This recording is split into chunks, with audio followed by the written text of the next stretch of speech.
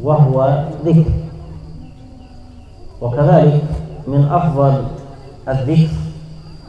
الذكر الوارد عنه صلى الله عليه وسلم في الأحاديث.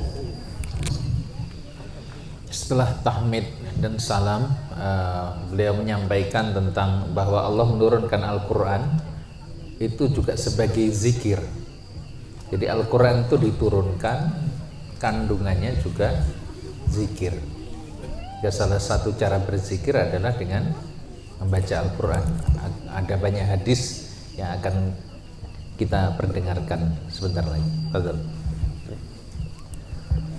والقرآن فيه آيات فيها شفاء من المرض، وآيات تقرأ للسحر، وآيات للعين، وآيات للوقاية من شرور الإنس، وآيات للحزن. فالقرآن منهج حياة، سواء للحزن سواء للمرض، وننزل من القرآن ما هو شفاء. Ada ayat-ayat dalam Al-Quran itu untuk terapi, untuk obat. Ya, obat kena sihir, obat kena gangguan, obat untuk penyakit. Bahkan ada ayat-ayat yang fungsi lainnya itu adalah untuk melindungi dan sekaligus menterapi dari kejahatan yang ditimbulkan oleh manusia. Kalau yang sebelumnya tadi ditimbulkan oleh makhluk-makhluk lain. Walaupun tidak semua jin itu jahat ya, kan tapi ada dari bangsa mereka yang telah menjadi syaitan, yang jahat, yang sering melakukan dengan orang-orang yang jahat dalam bentuk ilmu sihir, gendam dan lain sebagainya. Maka Al-Quran ini diturunkan oleh Allah, wa nunazzilu minal Qur'ani ma huwa syifa'u wa rahmatul lil mu'minin, dan aku turunkan Al-Quran itu sebagai obat dan rahmat bagi orang-orang yang beriman. وقد ذكر الإمام السيوطي رحمه الله تعالى الكثير من الآيات التي لها تأثير.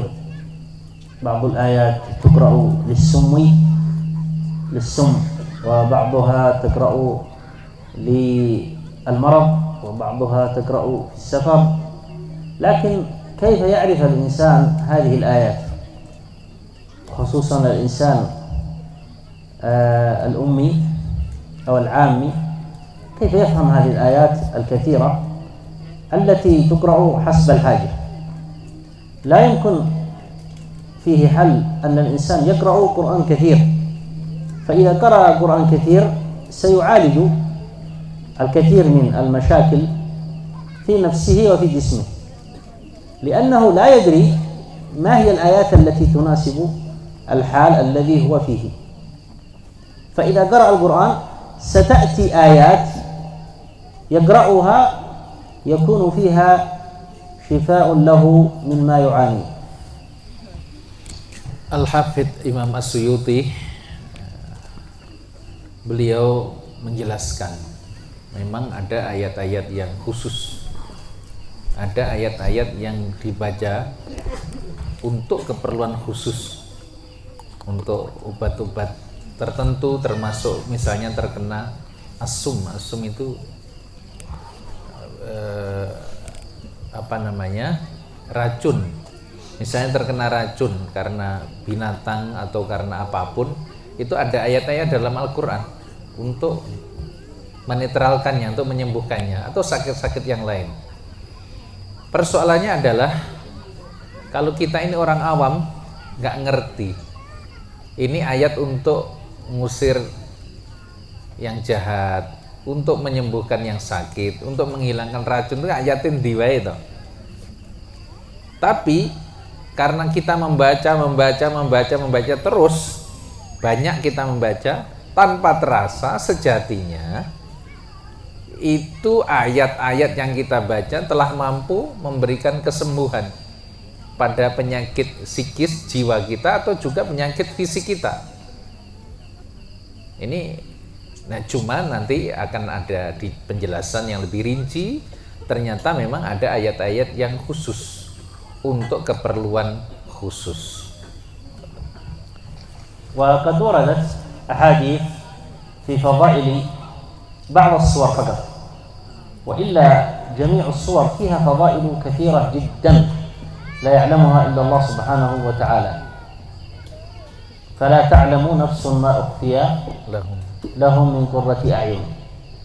الإنسان لا يعلم ما هو الموجود من الخير في كتاب الله وفي الأذكار، فلذلك أسعد الناس هم الذين يحافظون على الأذكار، وخصوصا الإكثار من قراءة القرآن، فكلما أكثرت من قراءة القرآن كان يومك أسعد وحالك أفضل. Jadi jamaah sekalian yang dirahmati Allah, ayat-ayat yang dibaca, ya, ayat-ayat yang dibaca dalam Al-Quran ini sejatinya mengantarkan kita pada kondisi yang lebih baik. Ada beberapa hadis yang menjelaskan tentang fadilah, keutamaan surat-surat tertentu. Surat-surat tertentu, tidak semuanya, atau ayat-ayat tertentu. Jadi kita taunya fadilah ayat surat tertentu itu dari siapa? Dari Rasulullah Shallallahu Alaihi Wasallam. Namun tidak semuanya dijelaskan dalam hadis-hadis itu. Nah, di sana ada sesuatu yang memang sengaja Allah sembunyikan, tidak dijelaskan. Rasulullah juga tidak menjabarkannya akan keutamaan ayat-ayat tertentu, surat-surat tertentu.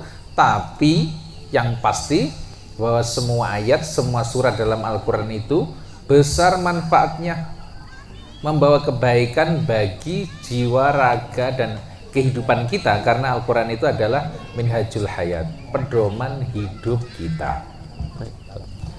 الذكر والقرآن عموما فيه النجاة، وفيه أيضا الحفظ من الله سبحانه وتعالى، له معقبات من بين يديه ومن خلفه يحفظونه من أمر الله. هذا الحفظ ذكر في ذلك الإمام القرطبي في تفسيره: فإذا قرأت القرآن جعلنا بينك وبين الذين لا يؤمنون بالآخرة حجابا مستورا. قرأ الإمام البويطي في التفسير وقال في تفسير الآية، قال: كنت في بلد الأندلس، ودخل أهل الكفر إلى بلاد الأندلس، وكانوا إذا وجدوا المسلم يقطعوه قطع. قال: وكنت موجود في المكان الذي كانوا فيه، فكنت أقرأ القرآن وهم ينظرون إلي ولا يروني، ويقولون: كان هنا رجل، كان هنا رجل. قال: فصدق الله سبحانه وتعالى القائل: فإذا قرأت القرآن جعلنا بينك وبين الذين لا يؤمنون بالآخرة حجابا مستورا. Imam Qurtubi nafsu. Nah, nafsu. Jadi di antara kisah nyata yang disebutkan oleh Imam Al-Qurtubi dalam tafsirnya, ketika beliau di Andalusia dan orang-orang kafir datang ke sana, apabila menjumpai orang-orang muslim, para ulama itu dibantai. Mungkin seperti kisah komunis di Indonesia dulu ya. Nah, Imam Al-Qurtubi ini sedang membaca Al-Quran.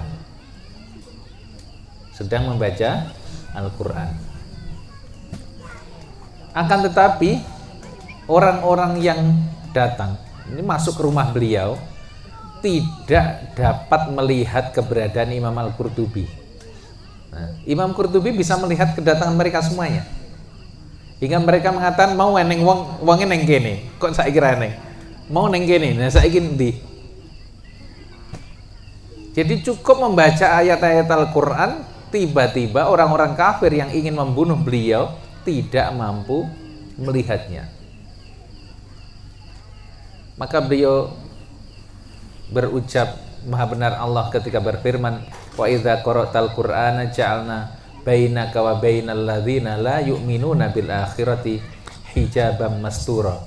Dan apabila engkau baca Al-Quran, maka Allah jadikan antara kamu dengan orang-orang kafir itu hijaban mastura, ada dinding, ada pembatas yang tertutup, ya, yang dapat menutupi keberadaan kita. Jadi ini kisah nyata beliau sendiri, Imam Al-Qurtubi, ora konangan, ora iso didelok oleh orang-orang kafir. Makanya bapak-bapak lek diserengani bojone waca Quran sing akeh. Oh, kono ngene ya. Ujug-ujug iso ilang ora ketara ya. Tapi ini untuk yang baik loh ya. Ojo terus bar entuk ilmu koseh gomdan iki nggih maling ngono. Mbek nggih maling. Nah ini. Ora oleh ini untuk kebaikan. إذن القرآن فيه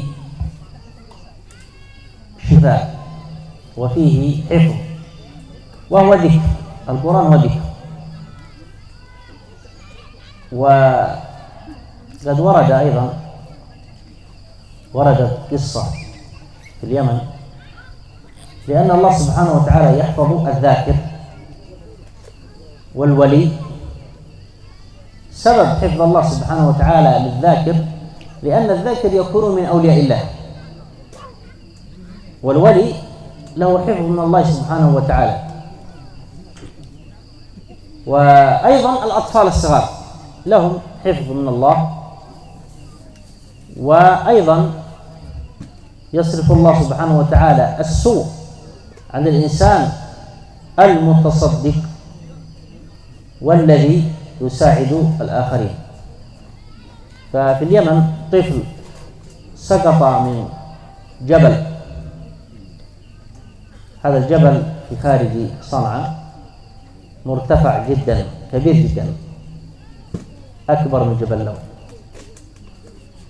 وإذا ذهبت إلى الأهجر، وهذا الجبل في أعلى بيوت، في أعلى جبل بيوت.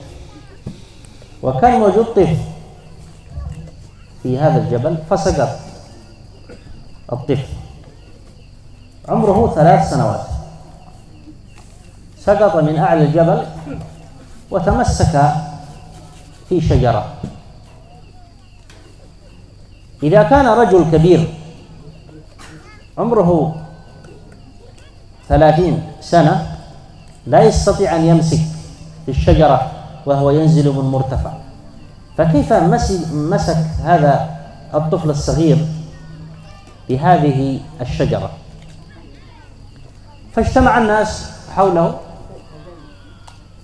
من يأخذ هذا الطفل لأنه يمسك في الشجرة؟ فقالوا لأبيه، فأخذ الحبال فنظر إلى المكان فتراجع، فأتوا الإخوة فنظروا إلى المكان فتراجعوا ولم يستطع أحد، فوافقت الأم أن تنزل بالحبال لابنها فنزلت، وكانت الحبال كثيرة وقوية والمسافة هي تقدر بمئات الأمتار، فأخذت الولد وطلع إلى فوق، فقالوا له كيف مسكت؟ قال رأيت رجل كبير في السن له لحية بيضاء مسكني ولم يفلتني حتى نزلت أمي.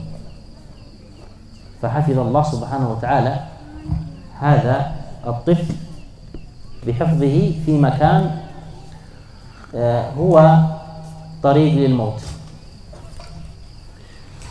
Jadi ahli zikir dan wali Allah itu adalah orang-orang yang dijaga oleh Allah Subhanahu wa taala. Uripe dijangkung.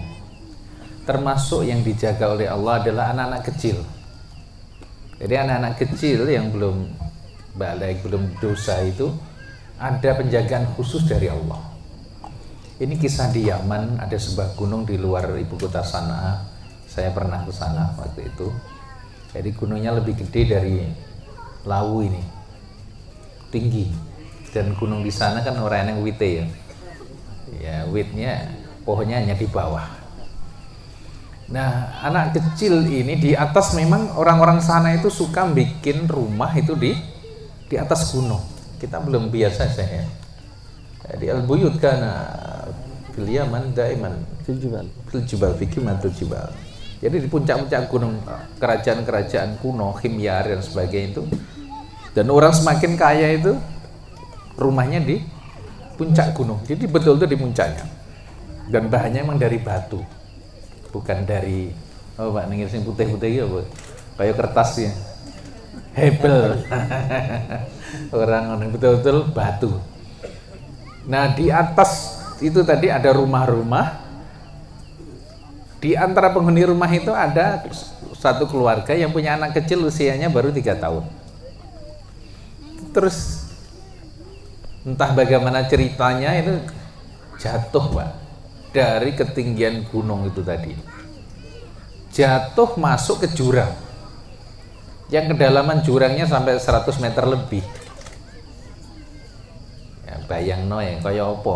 Kalau lawu, ceblok nang jurang. Nah, subhanallah, ternyata anak kecil tadi tumangsang nang wit. Di jurang itu ada pohonnya. Anak kecil yang 3 tahun itu kenapa kok bisa megang tangannya itu loh, megang ranting.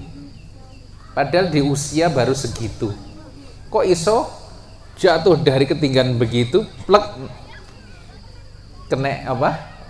Pohon, terus dia bisa megang salah satu ranting dan nggak jatuh nggak ngantem ke batu atau ke dasar jurang itu. Subhanallah. Akhirnya orang kampung heboh melihat, mencari anak itu, ketemu. Tapi delok ngene tok. Nyapa karena gantung-gantung bergelayutan lho, Pak, ning wit. Tapi ning suar kono. Ayahnya ngelihat juga nggak berani ngapa-ngapain. Akhirnya ibunya, Masya Allah, emang wanita ya, ibu ya. Andalannya apa? Ibu ya leh, makanya sing bekti nang ibu nggih. Ibu mungkin tenana lembela nih. Bapak iyo. Weh neng sebab ya neng bapak. Akhirnya ibu iku mau awake ditaleni nganggo tambang sing kuat. Terus piye? Turun ke bawah yang kedalamannya sampai kurang lebih 100 meter tadi itu. Begitu sampai ke sana langsung anaknya diambil oleh sang ibu tadi, terus digawa munggah, dibawa naik. Selamatlah anak dan ibunya. Nah, si kecil ditakok piye to, Cung, kok kowe iso kuat nyekel kayu ki mau piye, kok kowe iso selamat ki piye? Ya ora keju, ya ora apa ki? Enggak lepas. Subhanallah, si kecil tadi dengan terbata bercerita, saya tadi aneng wong tua, duwe jenggot, yes, pakaiannya putih ngono. Ketika saya jatuh itu ditampani ya.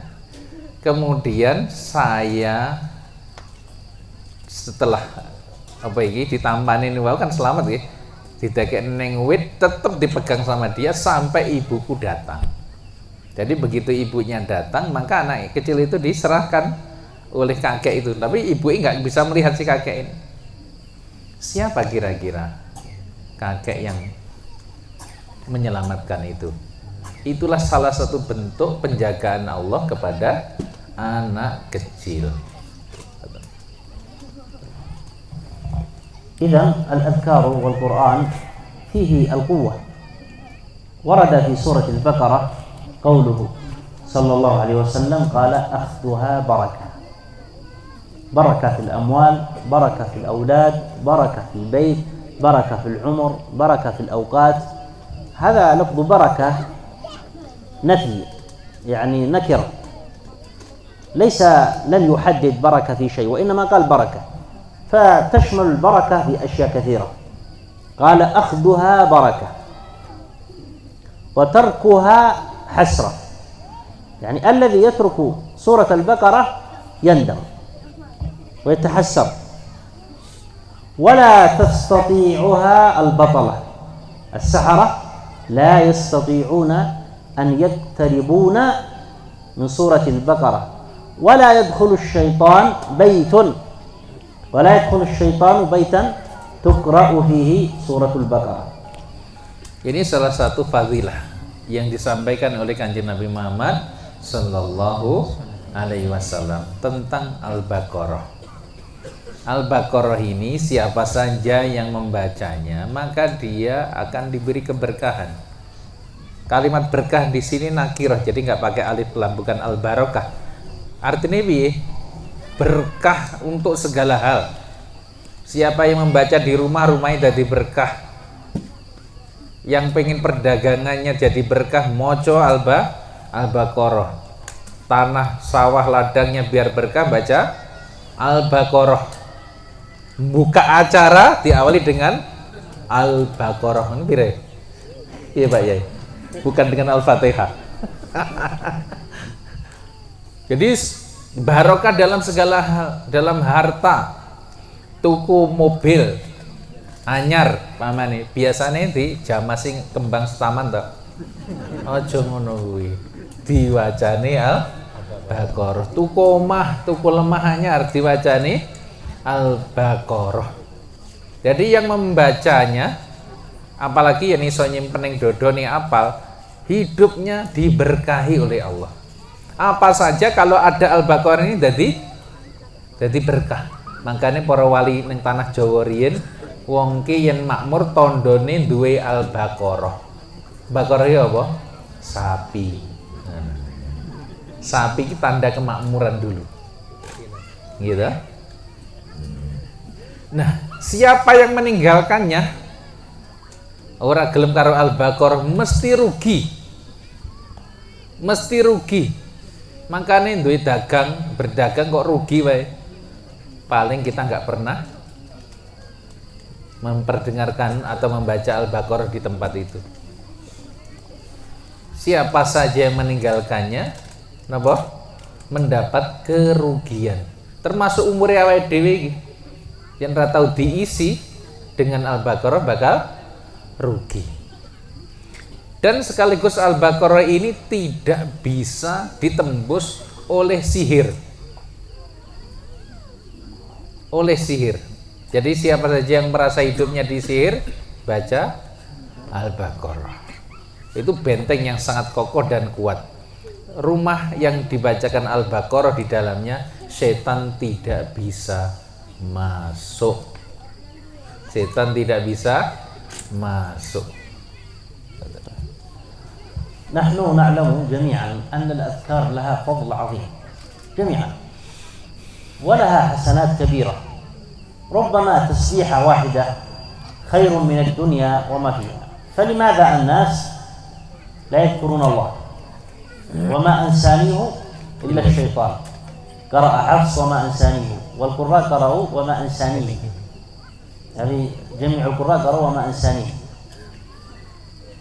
الشيطان ينسي الإنسان، يعني إذا نويت الذكر وأنت في الطريق إلى البيت يذكرك الشيطان بأشياء كثيرة. أحيانا ينظر إلى السيارة يقول هذا السيارة أي موديل، وأحيانا يذكرك بالطعام، وأحيانا يذكرك بالتجارة، فيعطيك أمور كثيرة حتى لا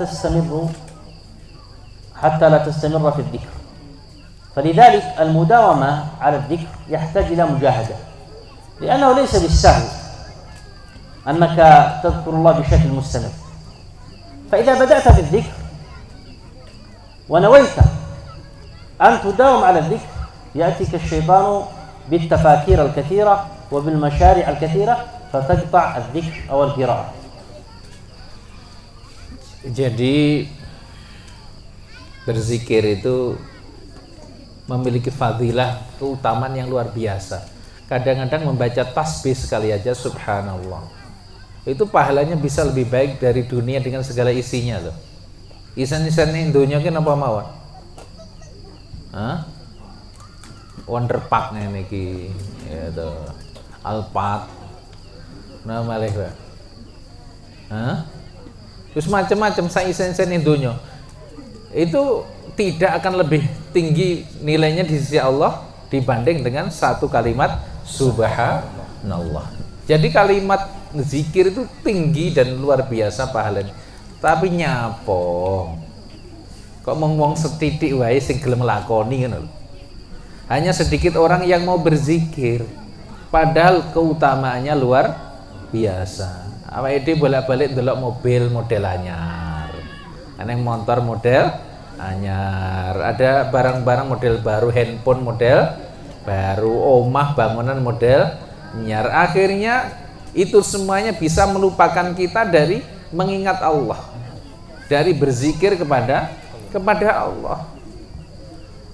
Maka untuk senantiasa kita ini berzikir kepada Allah itu perlu mujahadah, perlu kesungguhan. Jadi kudu dipenke tenanan, ya, diperhatikan betul-betul, tidak bisa sembarangan. Jadi perlu tekad yang kuat, perlu kesungguhan agar kita senantiasa terjaga dalam keadaan berzikir kepada Allah. Qala Ibnu Qayyim rahimahullah ta'ala, qad idza an'ama Allahu 'ala al-insan bi ni'am katsira thumma qala alhamdulillah, qala fa kalimatu alhamdulillah afdalu min kulli ma ma'a al-insan min khairat wa min na'im. Ibnu Qayyim? Nah. Ibnu Qayyim, dia ulama besar yang menyatakan bahwasanya kalau seseorang itu mendapat anugerah, mendapatkan suatu nikmat opo wae. Kayak tadi kami diberi apa iki? Napa ini Mas? Teh apa iki? Bingung lek ngarane iki. Teh malam lah ya. Ya, dikai roti atau diberi apapun, kemudian kita mengucapkan apa? Alhamdulillah. Ucapan satu kalimat alhamdulillah itu nilainya lebih baik dari semua kebaikan atau kenikmatan yang Allah berikan kepada kita yang lainnya. Luwih apik timbangane omahmu, luwih apik timbangane tegal sawahmu, luwih apik timbangane kendaraanmu. Padahal hanya satu kalimat alhamdulillah. Maka apabila kita mendapatkan kenikmatan apapun, jangan lupa maos napa? Alhamdulillah. Mazid. Ya bisa? Antum tambah? Antum tambah? Ayo antum tambah. Yalla 5 دقائق ب5 دقائق. Ayo. Alhamdulillah. Jadi Quran itu luwih sakti timbangi motor, luwih aji timbangi jimat. Ngoten lho Pak nggih. Jadi wong nek dikir itu gak kena dianggap sederhana. Saestu. Wong harus biasa dikir ya kawirit itu sakal kene awti itu gampang kelakon. Mereka cedek marang Allah Subhanahu wa ta'ala. Mulakna salat wa aqimis sholata li dzikri, supaya mengingatku kanggo zikir.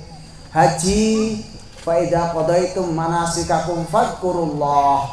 Manakala kita haji, inti haji ya zikir, inti salat ya zikir.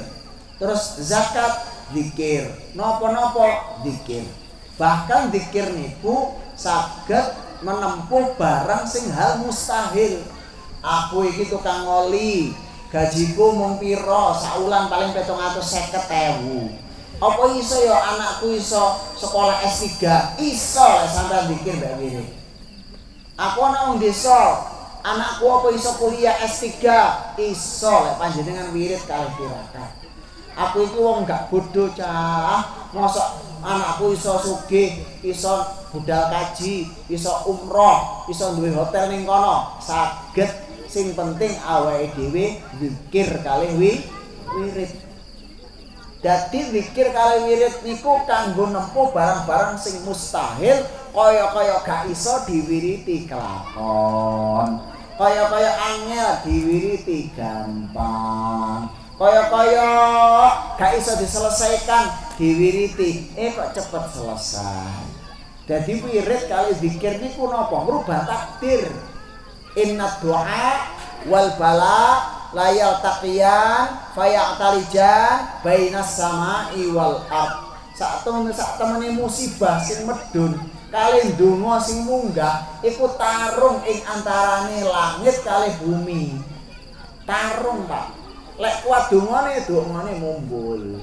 Lek kuat dosane ceblok dadi musibah. Jadi menika mulane awake dhewe zikir kali wirid niku ampuh dan dahsyat. Asal niku wau dilatih.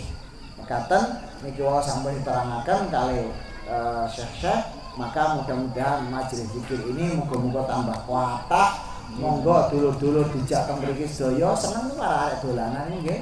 Bapak Ibu wirid kalian zikir, terus kemudian anak-anaknya niku alhamdulillah samping kanan samping kiri bisa bermain. Terus zikir kali wirid itu saged meningkatkan cinta suami istri. Wong niku lek setan, ngerti setan apa? Wong lek jarang wirid niku memang ketempelan setan, gampang muring-muring. Niku nggih, gampang muring-muring. Niku lek diwiriti kok rada adem. Makanya diceritain rutin kita wiritan, 2 bulan, 3 bulan saja wirid. Niku hubungan suami istri itu makin mesra, makin sayang. Amarga apa? Setan minggat. Manungsa niku sing paling berat niku nggih memang masuk setan min majrid dam. Teko majrid dam itu tempat darah mengalir. Persempitlah dengan zikir dan puasa. Nah, iki nggih. Makanya orang itu kalau punya masalah itu wirid sih. Kok aku ning ndi salah Mas, wirid sih. Ndi itu duwe musuh, wirid to. Apa-apa selalu gak enak, apes terus, wirid lah. Nanti muncul Anda akan mendapatkan keberuntungan. Kata jazakumullahu khairan katsira. Mudah-mudahan kita doakan nggih tawangmangu wonderpark. Tawangmangu wonderpark. Parek itu kan dekat ya. Tawangmangu wonderpark. Mudah-mudahan menjadi perkemahan yang selalu bisa mengingatkan Allah Subhanahu wa taala. Rejo kabeh rame lagi. Bahkan tamu saka luar negeri padha teko rene kabeh. Ini jare wong Arab padha seneng kemah teng mriki. Disuguhi kambing guling. Barakallahu fiik. Monggo kita donga sesarengan didoakan kalau Syekh Romdan wakaf masih berdoa. Udah, doa. Alhamdulillahirabbil alamin wa sallallahu wasallam ala sayyidina Muhammad wa ala alihi wa sahbihi ajma'in. Amin. Allahumma inna na'udzuka wa aqamna wa astamna wa a'lana. Amin. Wa ma anta a'lamu bihi inna antal muqaddimu wa antal mu'akhkhiru la ilaha illa anta. Amin. Subhanaka inna kunna minadh-dhalimin. Amin. Allahumma nas'aluka al-huda wat-tuqa wal-'afafa wal-ghina. Amin. Ya Hayyu ya Qayyum برحمتك نستغيث أصلح لنا شأننا كله ولا تكلنا إلى أنفسنا طرفة عين. آمين. اللهم إنا نعوذ بك من قلب لا يخشع. آمين. ومن عين لا تدمع. آمين. ومن علم لا ينفع.